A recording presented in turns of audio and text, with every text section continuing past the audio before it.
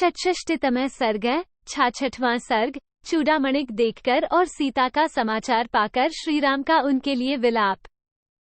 हनुमान जी के ऐसा कहने पर दशरथ नंदन श्रीराम उस मणिक अपनी छाती से लगाकर रोने लगे। साथ ही लक्ष्मण भी रो पड़े। एक उस श्रेष्ठ मणि की ओर देखकर शोक से व्याकुल हुए श्री रघुनाथ जी अपने दोनों नेत्रों में आंसू भरकर सुग्रीव से इस प्रकार बोले। 2 मित्र, जैसे वत्सला धेनु अपने बछड़े के स्नेह से थनों से दूध झरने लगती है, उसी प्रकार इस उत्तम मणिक देखकर आज मेरा हृदय भी द्रवीभूत हो रहा है। 3 मेरे श्वशुर राजा जनक ने विवाह के समय वैदेही को यह मणिरंध्र दिया था, जो उसके मस्तक पर आबद्ध होकर बड़ी शोभा पाता था।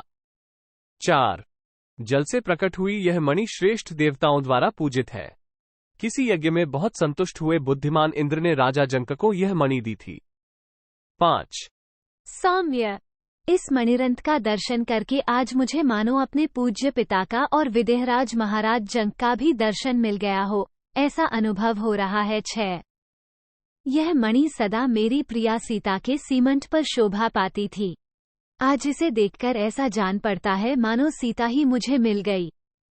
7 सौम्य पवन कुमार, जैसे बेहोश हुए मनुष्य को होश में लाने के लिए उस पर जल के छींटे दिए जाते हैं, उसी प्रकार विदेह नंदिनी सीता ने मूर्छित हुए से मुझ राम को अपने वाक्यरूपी शीतल जल से सींचते हुए क्या क्या कहा है, ये बारंबार बताओ। 8 अब वे लक्ष्मण से बोले, सुमित्रा नंदन, सीता के यहाँ आए बिना ही जो जल से उत्पन्न हुई इस मणिक में देख रहा हूं, इससे बढ़कर दुख की बात और क्या हो सकती है। 9 फिर वे हनुमान जी से बोले, वीर पवन कुमार, यदि विदेहनंदिनी सीता एक मास तक जीवन धारण कर लेगी, तब तो वो बहुत समय तक जी रही है। मैं तो कजरारे नेत्रों वाली जानकी के बिना अब एक क्षण भी जीवित नहीं रह सकता। 10 तुमने जहां मेरी प्रिया को देखा है, उसी देश में मुझे भी ले चलो। उसका समाचार पाकर अब मैं एक क्षण भी यहां नहीं रुक सकता। 11 हाय, मेरी सती साध्वी सुमध्यमा सीता बड़ी भीरू है। वो उन घोर रूपधारी भयंकर राक्षसों के बीच में कैसे रहती होगी। 12 निश्चय ही अंधकार से मुक्त किंतु बादलों से ढके हुए शरतकालीन चंद्रमा के समान सीता का मुख इस समय शोभा नहीं पा रहा होगा। 13 हनुमान, मुझे ठीक ठीक बताओ, सीता ने क्या क्या कहा है। जैसे रोगी दवा लेने से जीता है, उसी प्रकार मैं सीता के इस संदेश वाक्य को सुनकर ही जीवन धारण करूंगा।